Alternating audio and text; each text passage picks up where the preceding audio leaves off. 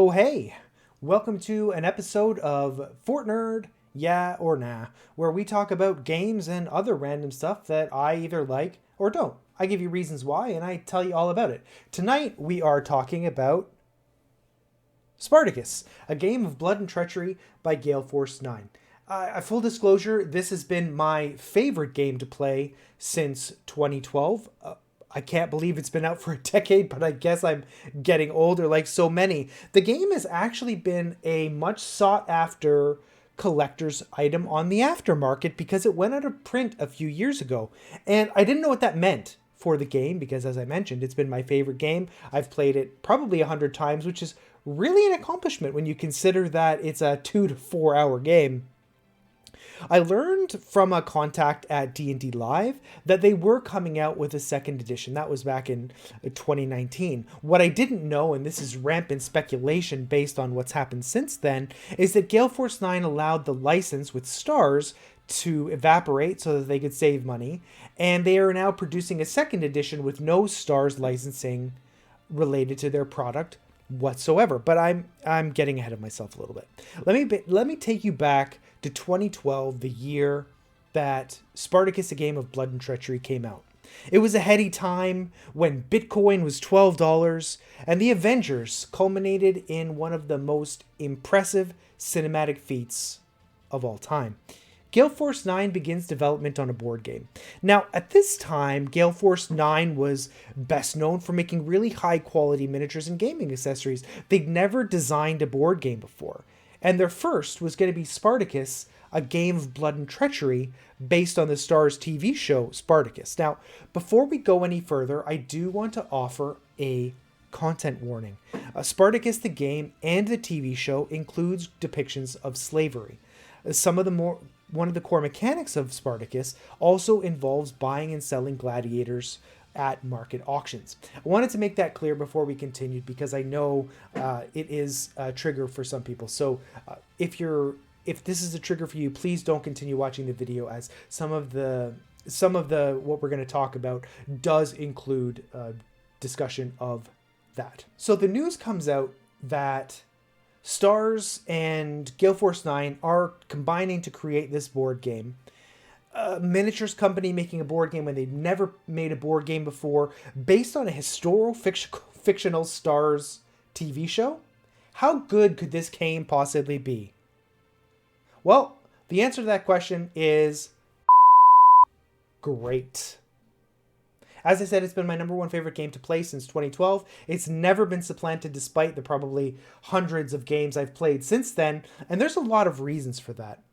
I'm going to talk about what the second edition has in it. Before we go too much further, I'm going to tell you a little bit about the game. Spartacus is a game about influence. The goal of the game is to get 12 influence. Influence is a fundamental measure in Spartacus. It represents everything that we're trying to do.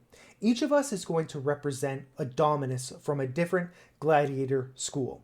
We are trying to become the most famous and influential dominie in all of ancient Rome. To do that, we need to betray, negotiate, and reason with our other domini to help us raise our influence. The more influence you have, the easier it is to play cards, because, as you can see here in the top right of this card, you need 6 influence to play it. That's what the number 6 in the laurel leaf means. So if I have 6 influence, I can play it on my own. However, if I only had 4 influence, say, I would need to negotiate with one of the other players to have them temporarily lend me their influence so that I can play this scheme. It's a unique twist on the ability to play cards because you need to negotiate with other people.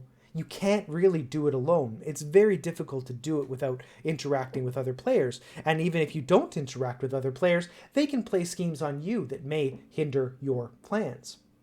As the dominus in ancient Capua, where this board game is set, you'll need to purchase gladiators, slaves, weapons to make sure that you're outfitted well for the arena.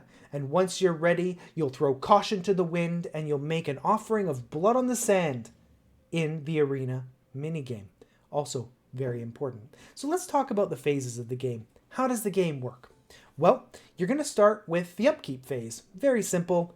Any items that you used are considered exhausted. you unexhaust them and you balance your coin. For every gladiator you own, it costs you a coin. For every slave you own, you earn a coin. You see, do you make money or do you lose it? One of the core phases of the game, as I've mentioned, is the Intrigue Phase. This is where you're using your influence to play your hand of cards.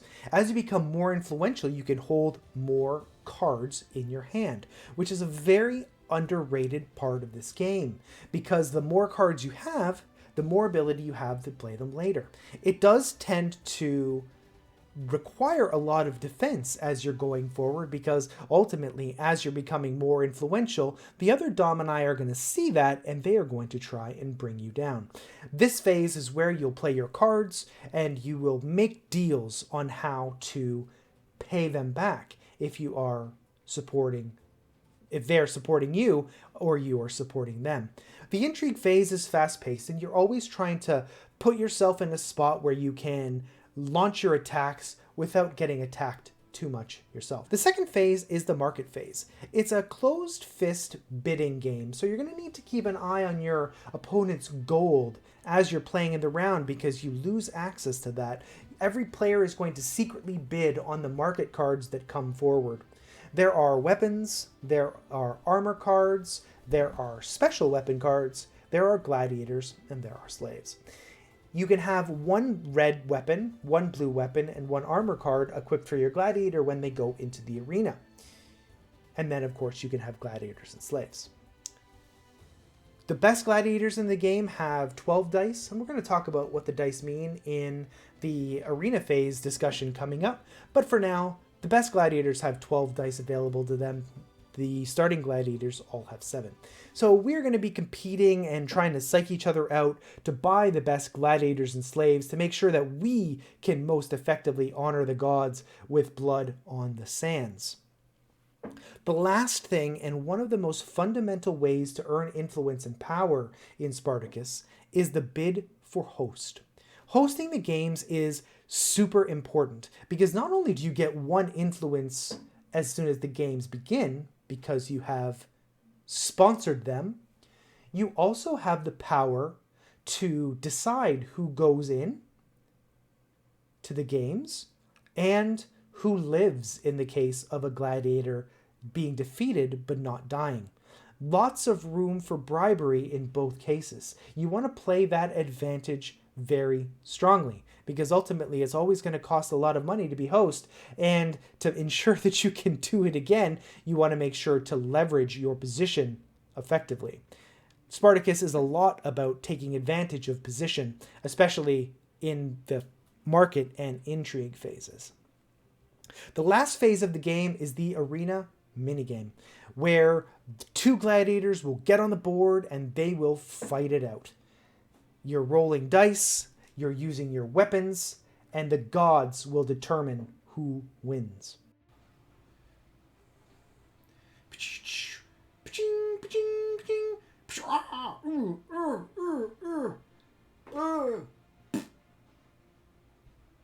What I was talking about earlier related to the dice is based on the cards.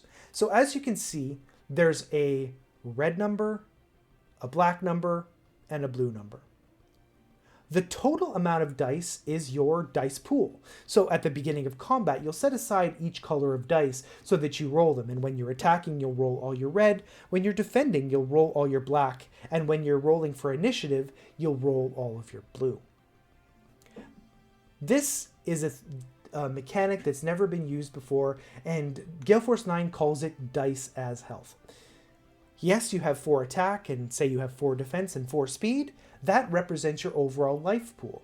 As you get hit, that represents you taking damage, you need to remove dice from those pools. When your dice pool is exhausted, your gladiator is considered defeated, and depending on how many dice you lose, they could also be injured or decapitated. This is actually a patent-pending mechanic that Gale Force 9 has put forward that's been licensed to other games. It's quite fun and strategic because you need to decide based on the situation what dice you want to lose. How the combat works is pretty simple.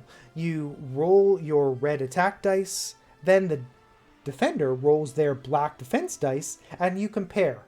The higher number wins. ties go to the defender. So if I roll a 6, a 2, and a 2, you roll a 5, a 1, and a 1, I would hit 3 times because my 6 is better than your 5, my 2s are better than your 1s. Now, if we had each rolled 1s, the ties would go to the player who is defending, and I would only do 1 hit. The defender would be removing dice. Every round, there's an initiative check to see who seizes advantage, and play continues until one of those gladiators is defeated. Did I mention that you could bet on these fights, whether you're involved or not? You can determine who wins or who loses, and if they get decapitated or injured, those pay double. Very good value in those bets. It's a fun part of the game, actually getting in there and rolling the dice.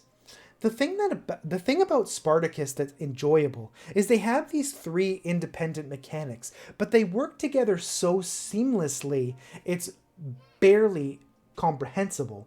But it works, and it's fun, and each phase builds on the other, culminating in that arena phase. The first player to hit 12 influence and hold it for an entire phase wins. So you could, in theory, win it in the Intrigue phase, somehow win it in the market phase, or win it in the arena phase. By the end of the round, if you can hold it, you are the victor. The second edition of the game is more or less the same as the first. They recognize that they had a really solid premise, and they've stuck with it. The biggest change is the visual change. No longer are the Hollywood lubricated gladiators present, but instead using hand-drawn art that represent the gladiators.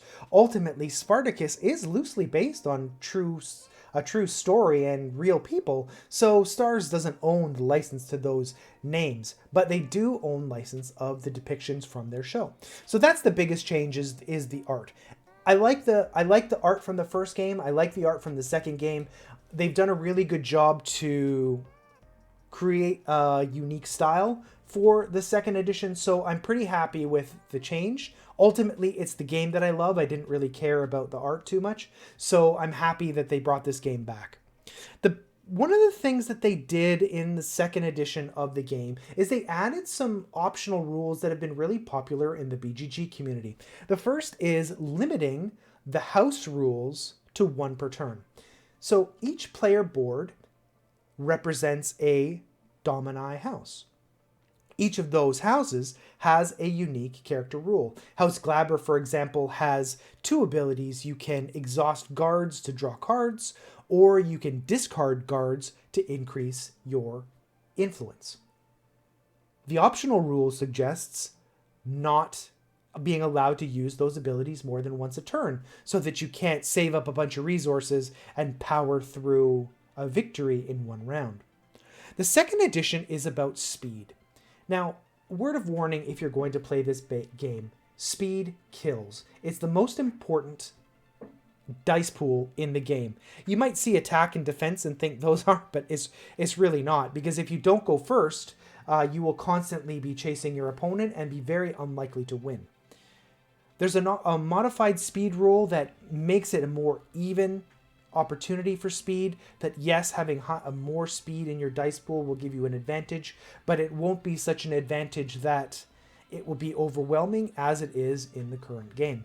There aren't any real rule differences that I was able to spot in the rulebook. I did a semi-thorough comparison from the first edition to the second edition, but one thing I did notice is that there's 104 intrigue cards as opposed to 80. They've increased that deck by 24. I'm really happy about that because it makes the game more varied, and the scenarios that come up will be different more often every time you play, and I really appreciate that. And if they've strengthened the cards to make the house rules more powerful, I'm all for it. All right, the final verdict. Spartacus, a game of blood and treachery, yeah or nah? 100% yeah. It is engaging. It is fun. The mechanics are innovative. And even 10 years later, the game holds up. I unabashedly would recommend you picking up this game if you are okay with non-Euro style games where player versus player combat is not necessarily encouraged, but not at all incidental either. If you have hammy friends, you can do it up big, where Noble Salonius has always been an ally of the House of Glaber, and so on. Now, I was provided a review copy of Spartacus 2nd Edition to read through and try out. But as you might be able to tell from this review and my love for this game, I would have purchased it anyways. I have no hesitation in recommending this game whatsoever. If you have any questions, please don't hesitate to hit us up on Twitter. You can reach us at fortnerd.com or check us out in the comments. I'm happy to answer questions on what I think about the game as well. Please like and subscribe the video and hit that notification bell so you can get more content as it happens. So, on that note, we who are about to play salute you. This has been Yarna.